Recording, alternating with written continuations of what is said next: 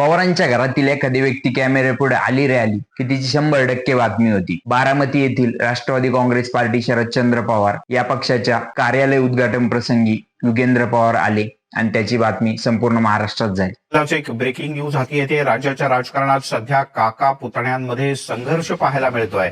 आधी अजित पवार यांनी शरद पवार यांना धक्का देत सत्ताधाऱ्यांच्या बरोबर हातमिळवणी केली होती, तर आता उपमुख्यमंत्री अजित पवार यांचे पुतणे युगेंद्र पवार यांनी अजितदादांना धक्का दिलाय आणि युगेंद्र पवार हे शरद पवार यांच्या गटात सहभागी झाले.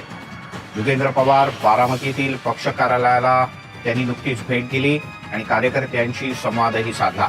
आता आपण म्हणाल की युगेंद्र पवार आहे तरी कोण, तर चला मग आज आपण तेच जाणून घेऊया. नमस्कार, मी विवेक. आपले आमच्या बेधडक या युट्यूब चॅनलवरती हार्दिक स्वागत. युगेंद्र पवार हे राज्याचे उपमुख्यमंत्री अजित पवार यांचे पुतणे आणि उद्योजक श्रीनिवास पवार यांचे चिरंजीव आहेत. घरातूनच राजकीय वारसा मिळाल्यामुळे युगेंद्र हे कधी राजकारणात येतात याकडे बारामतीकरांचे तसेच महाराष्ट्रातील जनतेचेही लक्ष लागून राहिले होते. राष्ट्रवादी काँग्रेस पार्टी शरदचंद्र पवार या पक्षाचे अध्यक्ष खासदार शरद पवार हे युगेंद्र पवार यांचे आजोबा आहेत. युगेंद्र पवार यांनी राष्ट्रवादी काँग्रेस पार्टी शरदचंद्र पवार या बारामती येथील शाखेला भेट दिली आणि कार्यकर्त्यांशी संवाद साधला होता. यावेळी युगेंद्र पवार हेही राजकारणात सक्रिय होतात का आणि सक्रिय झाल्यानंतर शरदचंद्र पवार याच गटाकडून सक्रिय होतात का याकडे सर्वांचे लक्ष लागून राहिले होते. शांत स्वभावाचे असणारे युगेंद्र हे त्यांच्या संयमी बाण्यासाठी खास करून बारामतीकरांमध्ये प्रसिद्ध आहेत.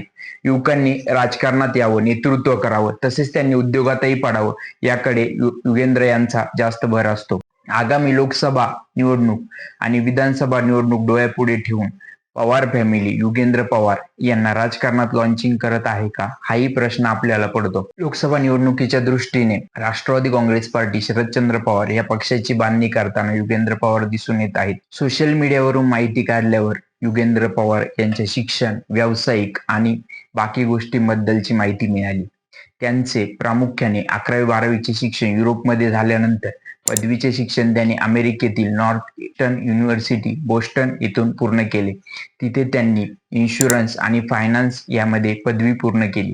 त्यांनी भारतात आल्यानंतर HDFC आणि कोटक महिंद्रा बँकेत काही काळ नोकरी केली आणि त्यानंतर आपले वडील श्रीनिवास पवार यांचा व्यवसाय शरयू इन्फ्रा यामध्ये कामाला सुरुवात केली. युगेंद्र पवार हे शरयू ग्रुपचे डायरेक्टर असून या ग्रुपची स्थापना त्यांचे वडील श्रीनिवास पवार यांनी केली. त्यांची आई शर्मिला पवार याही या कंपनीमध्ये संचालक असून युगेंद्र पवार यांनाही या कंपनीमध्ये संचालक म्हणून ते काम पाहतात. ही कंपनी प्रामुख्याने ऑटोमोबाईल इंडस्ट्री, इन्फ्रास्ट्रक्चर, फाउंडेशन आणि लॉजिस्टिक्स या क्षेत्रामध्ये कार्यरत आहे. आपल्याला पुण्यातील शरयू टोयोटो हे शोरूम तर माहीतच असेल. हेही युगेंद्र पवार यांचे वडील श्रीनिवास पवार आणि त्यांच्या आई शर्मिला पवार यांच्या मालकीचे आहे. युगेंद्र पवार हे खास करून बारामती शहर आणि बारामती तालुक्यात सक्रिय असल्याचे आपल्याला दिसून येते. बारामती तालुका कुस्तीगीर परिषदेचे ते अध्यक्ष असून बारामती येथील विद्याविकास प्रतिष्ठान या शैक्षणिक संस्थेचे ते खजिनदार म्हणूनही काम पाहत आहेत. युगेंद्र पवार यांनी भाषणात बोलताना शरद पवार यांनी आपल्याला विद्या विकास प्रतिष्ठान या शैक्षणिक संस्थेवरती खजिनदार म्हणून काम पाहण्याची संधी दिली याबद्दलची माहिती दिलेली आहे. सातारा जिल्ह्यातील फलटण तालुक्यातील शरयू ॲग्रो नावाने असणाऱ्या या साखर कारखान्याचे मुख्य कार्यकारी अधिकारी म्हणूनही युगेंद्र हे काम पाहतात. बारामती तालुका कृषी परिषदेचे अध्यक्ष असलेले युगेंद्र यांनी शरद पवार यांच्या वाढदिवसानिमित्त कुस्ती स्पर्धेचे बारामती येथे आयोजन केले होते. तसेच ते फाउंडेशनच्या माध्यमातून सामाजिक कार्यातही अग्रेसर असल्याचं आपल्याला दिसून येतं. बारामती येथे भरवण्यात आलेल्या हाफ मॅरेथॉनचे आयोजनही त्यांनी शरयू फाउंडेशनच्या वतीने केले होते.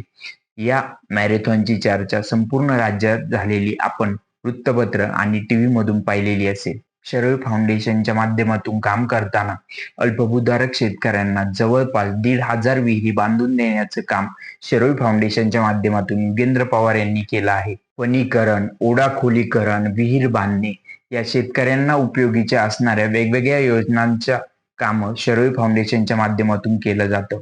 पवार घराण्याचे वारसदार म्हणून उपमुख्यमंत्री अजित पवार यांचे पार्थ पवार आणि जय पवार हे 2 मुलं आणि दुसऱ्या बाजूला रोहित पवार, सुप्रिया सुळे आणि युगेंद्र पवार हेही आता यामध्ये उडी मारतात की काय याकडे सर्वांचं लक्ष लागून राहिलंय. आजोबा शरद पवारांसोबतच कायम योगेंद्र पवार यांना सार्वजनिक ठिकाणी गेलेला आपण पाहिलेलं आहे किंवा त्यांच्या सानिध्यामध्ये असतानाच आपण त्यांना पाहिले. राष्ट्रवादी काँग्रेस पार्टीमध्ये फूट पडलेली असताना सिल्वर ओक या शरद पवार यांच्या निवासस्थानी योगेंद्र पवार यांनी भेट दिली होती. शरद पवार यांनी योगेंद्र पवार हे चांगले व्यवसाय करत असल्याचे पत्रकार परिषदेमध्ये सांगितलं होतं. पण आता हेच योगेंद्र पवार राष्ट्रवादी काँग्रेस पार्टी शरदचंद्र पवार या गटाच्या लोकसभा प्रचारासाठी मैदानात उतरतात का, याकडेच आता सर्वांचं लक्ष लागून राहिलं आहे. तर आपल्याला याबद्दल काय वाटतं हे कमेंट बॉक्स मधून नक्की सांगा आणि आपल्याला आमचा व्हिडिओ आवडल्यास व्हिडिओला लाईक कमेंट करून चॅनलला सबस्क्राईब नक्की करा. धन्यवाद.